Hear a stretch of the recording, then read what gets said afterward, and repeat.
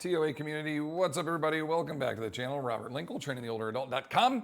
I want to talk to you today about this little article that I found. This really the topic is what came about from probably the last couple of videos that I did and that rant that I had maybe a week ago.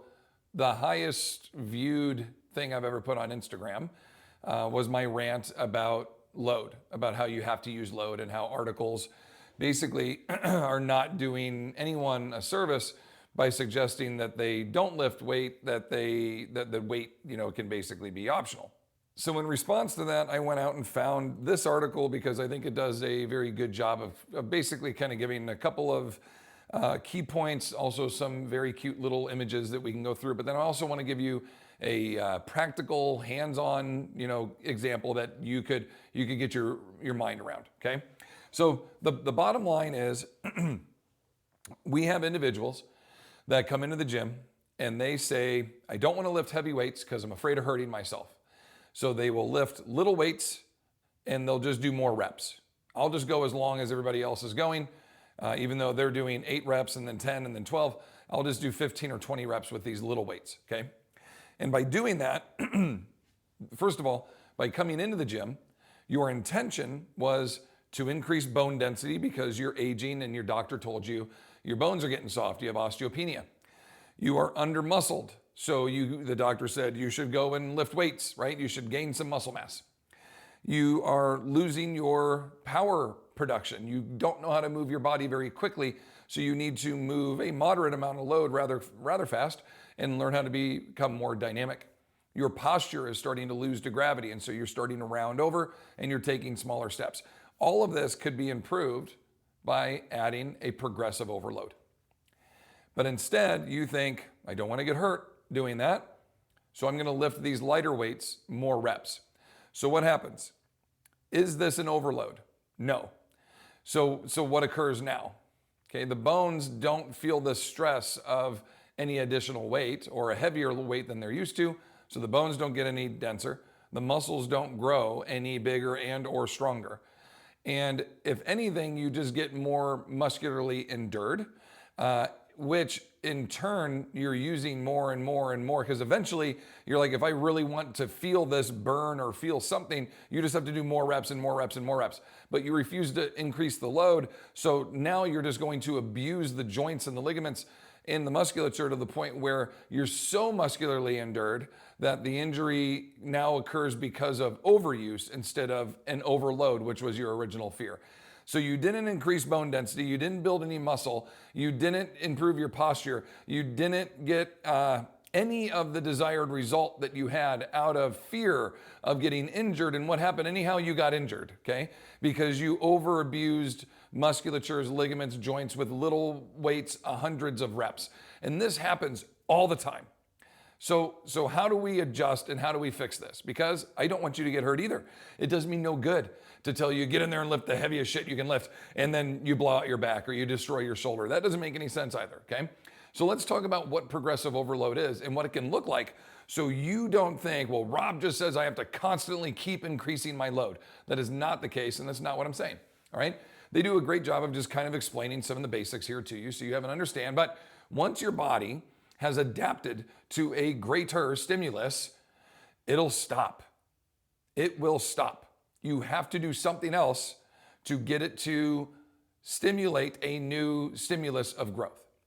There's something called the SAID principle, specific adaptation to an imposed demand, SAID.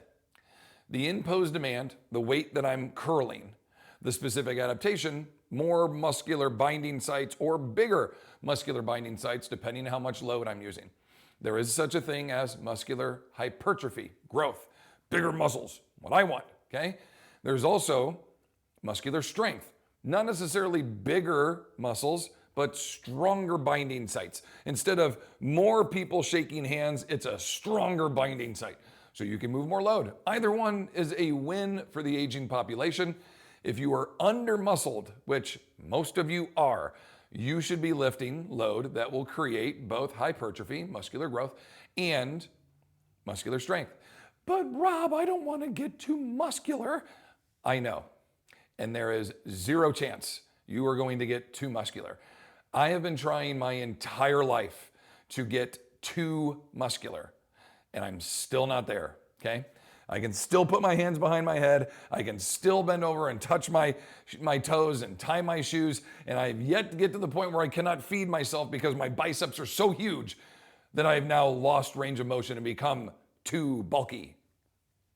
You, 70-year-old female who's never lifted weights before, 65-year-old, zero testosterone score male who has never lifted weights before, you have no chance of getting too bulky. So lift some heavy stuff and let's see if we can't get those testosterone scores up a little bit and get your bones a little more dense and get you feeling a little bit better. If all of a sudden your neck goes away and you look like Brian Urlacher, I'll give you your money back, okay? And apologize because you're right, you got too bulky. But I can pretty much guarantee that's not gonna happen, okay? We have to create a new stimulus. So what can that look like? Week 1, we're gonna use those little turquoise weights. And then in week 2, you go up in weight and then you stay right there for the same amount of time and the same amount of reps and the same tempo. And in week 3, the same. In week 4, the same. Your muscles will not grow. Nothing will change. Your bones won't increase. There's nothing now. There's no new stimulus. And so whatever you've kind of built to that point after a week, which isn't much, you're now stuck with that. So the only way for you to feel the burn or feel like you're actually getting something out of this is to just do more reps, or work out longer. Either way, you're going to exhaust yourself, tire yourself to a point where your technique will either get poor or you're going to over repetition your joints to injury. One of the two. There is a Goldilocks zone for all of this. There's such a thing as too heavy. There's such a thing as too many reps. There's such a thing as too slow or too fast of a tempo. There's such a thing as too long under tension. There's such a thing as I've been training for too long and now my posture can no longer keep up with the demands of what I'm putting into it. So how do you find that sweet zone? I'm going to give you examples. Gradual progressive overload could look like this. In week 1, I use those cute little turquoise 2s. And in week 2, I go to the yellow 5s. And then in week 3, I finally find black dumbbells. Apparently those are the 7.5s or more, is where they start making them black. I don't know why the light weights always have to be cute little colors. And then the heavier ones are always this intimidating black. In our gym, all the pink shit's heavy. All the stuff that's, look at these. This is red and pink and peach. All the heavy shit's heavy. Heavy shit's heavy. All the heavy shit's these cute little colors. You know what the light ones are? They're black. Okay, they're dark blue.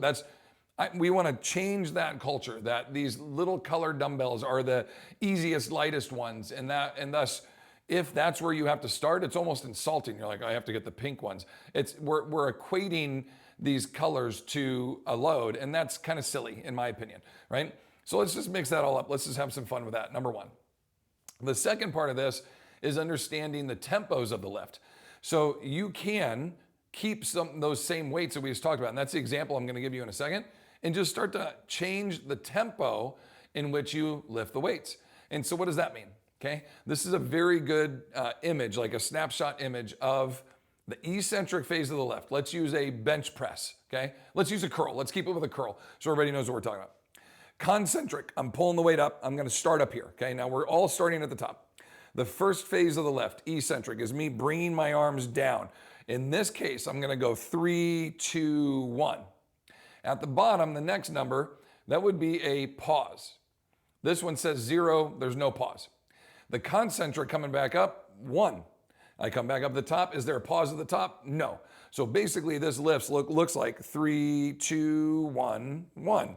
3, 2, 1, 1. I could do 2 by 2. I could do 2 by 1. I could do 5 by 1. I could do 5 by 3. You can do whatever you want. The whole point is it's a new stimulus. You didn't change the weight. You just changed the tempo in which you're moving the weight. Because most of us grab that weight and we go 1 by 1 by 1 by 1 or less than 1, and we just rep and rep and rep. And you said do 12, so I'm just going to crank out 12. Well, that's fine. That's a good tempo for that particular lift. But as soon as I say go down 3, 2, 1, come up for 1, when you get to 6 reps, your arms are smoked. You can't do the 12 anymore because something has happened. We are emphasizing the eccentric stretch, and that is fatiguing your muscle in a new way. So when I was saying you don't always have to go heavier, that's what we're talking about. You can simply keep the same weights and just change the tempos. And let's get an example of that. So now you have an understanding of how we can progress load, but we can also progress tempos. There's multiple ways to do this. So for this example that I'm going to progress you through, we're going to use a kettlebell and we're going to do a deadlift. That just means I pick it up off the ground, which is the test to see if someone is considered strong or weak, okay? So our goal is to get you over 18 pounds. If you can pick up 18 pounds once, you are no longer considered weak. Excuse me. If you can pick up 18 pounds twice, you are no longer considered weak, okay? So in week one, exercise week one, we're gonna pick up 4 kilos for our European and or weightlifting and minded individuals, or 9 pounds. We're gonna pick up a 4 kilo / 9 pound kettlebell. We are gonna do 2 sets of 12 repetitions. 2 sets of 12 equals 24 reps. 24 repetitions times 9 pounds equals 216 pounds total load moved. Everybody with me there? 216 pounds you moved just from this one exercise, doing 2 sets of 12 with 9 pounds, all right? In the next week, okay, you do that 2 or 3 times through the week, Monday, Wednesday, Friday, or something like that, okay? In the next week, we do a 6 kilo kettlebell. So we progressed load, right? We went up by 2 kilos, we're up to 13 pounds, and we do 3 sets of 10. So instead of 2 sets of 12, we're doing 3 sets of 10. We not only increased load, but we increased our total volume repetitions here a little bit. So we now have 3 sets of 10, which equals 30 repetitions. 30 repetitions times 13 pounds equals 390 total pounds moved. Look at that jump from 1 extra set, okay? 1 extra set, basically. 8 extra repetitions, that's it, right? 8 extra reps got us a 170 plus, 160 plus pound change. Granted, we went to a heavier kettlebell as well. So little changes, okay? 2 kilos, 1 extra set. These aren't massive time-consuming, time-committed changes. This is an extra 2 minutes, if that, and we moved an extra 160 plus pounds. Week 3 comes around. We're gonna go to an 8 kilo kettlebell. There's our 18 pounds. This is our first time now. Gonna check that box. We're no longer weak, okay? We're gonna do 3 sets of 10, same thing. 3 sets of 10 times 30, or 3 sets of 10 is 30 reps, times 18 pounds, 540 pounds moved. Just by going from 6 to 8 kilos, we increased by, 140 pounds? There's some better math for you. 140 pounds. And then going into week 4, we went up again. I went to a 10 kilo kettlebell, 22 pounds, 4 sets of 8. That's 32 reps. So we're increasing 2 reps. That's it. Okay? 2 kilos and 2 reps. That's all we're increasing. Look at that jump. 704. Over 700 pounds moved from 1 exercise by doing 4 sets of 8. That could take you 6 minutes. That's with a good rest in between each one. Okay? Now, let me ask you this. Okay, before you're like, well, that's a pretty progressive, increase in load from 9 pounds to 22 pounds. So we over doubled, okay? We went over double our starting load to where we finished at in a month. So we're talking 3, 6, 9, 12 training sessions that we took, okay? Of 5 to 10 minutes, however long we're gonna do, because all we're doing is deadlifting, right? So 12 training sessions over a month-long period of time. You were still living life and doing everything else. Do you think at any point in your life you are lifting something that weighs more in week 1 than 9 pounds? Some of you, your backpacks and purses and briefcases weigh more than 9 pounds. Some of you, your dog that you carry around at the mall weighs more than 9 pounds. Some of you, your groceries weigh a hell of a lot more than 9 pounds. And you will carry those from your car into the house, up the stairs, around the couch, into the thing, up the down, around the island, into the thing, up on the counter. We are moving heavy things all the time. Your laundry basket full of clothing weighs more than 9 pounds. Do you see what I'm talking about? So when you look at that scary kettlebell and you go, oh, I'm going to get hurt with this overload, are you really? No. Did we do too many reps? No, you did 24 of them. I gave you plenty of time to rest. Are we going quickly? No. 2 to 1 is our lifting tempo. That's not fast. That's home base. Was it this massive amount of, no, 216 pounds. 9 plus 9 plus 9 plus 9. You can do that. This is called, and a very good example of progressive overload. So by the end of the month, you moved in your total of 6 to 10 minutes, however long this took us, including great rest and recovery time. You went from 216 pounds moved to 700 pounds moved. Do you see how that will now benefit your bones and benefit your muscles and benefit you on all those things we talked about earlier? That'll check all the boxes from one exercise, just from pulling a weight off the ground. That's literally all you need to do for a bare minimum improvement. This will work, okay? So then the question is, so do I have to just keep going heavier and heavier? When is enough enough? Let's look at this now, okay? We're not gonna increase load anymore for another month. You're gonna stick with that 10 kilo kettlebell the entire month. But what is gonna change now is the tempo that we're gonna lift it in. So 4x8, 32 reps, let's keep that together. 22 pounds, we're gonna do 704 pounds moved every single day. But what's gonna change is how long are we under tension, okay?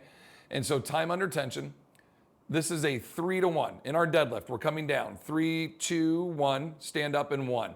Down, 3, 2, 1, stand up and 1. Every single time. You have to take 4 seconds every rep. 4 times 32 reps is 128 seconds that you are gonna be under tensioned, okay? 128 seconds that you're under tension. In week 6, so our second week of our second month, all the same load, everything's the same, except we do 4, 3, 2, 1. We add 1 second eccentrically per set. So in 5 seconds per lift now, instead of 4 times 32, we just went up to 160 seconds, okay, of time under tension. Then we go to 5 seconds still, but we change our tempo. 3 seconds down, 2 seconds up, 3 seconds down, 2 seconds up. The exact same thing, 160 seconds. And then the last week, we're gonna do a 4 to 2. 4, 3, 2, 1, 1, 2. 4, 3, 2, 1, 1, 2. 6 seconds under tension. We're at 192 seconds of time under tension. Now, if we broke that all the way down into load moved via per square inch per second per capita or some crap like that, we're looking at 90,000 pounds, 112, 112, and 135 pounds. I'm teasing in this. I just multiplied those last two numbers. The total load, 704 times the seconds. So that's per load moved per capita per second per inch or whatever it comes up to. My whole point is I'm teasing, okay? I want you to understand though, you don't have to keep increasing load. You don't have to just constantly go heavier and heavier and heavier because at some point it will be too heavy and you will get hurt. That's why we want the Goldilocks zone. And when you find that, I'm not saying it's 22 pounds. This is an example. You're gonna get to a point where you think, okay, that's about an 8 out of 10. That was pretty hard, okay? But I could do 4 or 5 more reps, perfect. Reps in reserve, RIR. If you could have a RIR of 4, maybe 5 reps, or if you had to estimate like a 70% effort out of 100%, or a 7 out of 10 on an RPE scale, rate of perceived exertion, that would be perfect for you to now go, this is pretty challenging, let me start to change my tempo. Now if we add in this has all been lower body pulling. If you put in a lower body push and you put in an upper body pull and an upper body push and you start to train your whole body now, you're gonna have all of those benefits, everything we just talked about, times 3, 4, 5, 6 exercises. So let's say you picked 5 exercises and each one we were moving 700 pounds through it. So now you have 5 exercises times 700 pounds. That's 3,500 pounds of pressure you've put through your body. 3,500 plus pounds of pressure you've put through your body. This is good pressure. What starts to happen? Change occurs. Bones get dense, muscles get built, posture gets improved. You are less of a fall risk now. That is progressive overload. That's how you can do this and not have to get intimidated by the load or get scared that you're going to get hurt. Because at the end, you can move massive amounts of load with a pretty heavy weight, with a very responsible lifting tempo and technique, and create and seek and reap the benefits, great success in the weight room. And at no point did we ever push you too much to where you almost got hurt, or over rep you and give you so much lightweight repetition that you now have elbow tendonitis and wrist tendonitis and shoulder tendonitis and all the itises, because you've just abused your body. Instead of lifting it too heavy, you just went too light and repped it to death. There's either end of the spectrum, and I want to find that bell curve, that center, that Goldilocks zone that's still continuing to be a challenge for you. Now you find that zone and you keep lifting, and decade after decade, you keep maintaining that strength. Do you think if you can maintain that strength on a gradual downward slope, that slope won't even drastically slow down or maybe even plateau for a large and long period time of your life? Absolutely. That's how you stay in the top 10, 5, maybe even 2% of your demographic, because you are committed to building a strong base of your body and maintaining that once you have established it. This will carry and serve you for the rest of your life if you do that. The simplicities of 6 minutes every other day to implement a deadlift into your life could have positively drastic improvements on your quality of life. Now imagine if you did that with your entire body. Upper body push and pull, upper body row and press, lower body push and pull, carry something, spend 25, 30 minutes in the gym 2-3 days a week. You'll be a rock star. And you'll live a great quality of life for a very long period of time. I'm Robert Linkul, trainingtheolderadult.com. I hope you enjoyed this. Any questions, hit me up down below. If not, continue to fight your good fight against sarcopenia. We'll see you in the next one. Peace.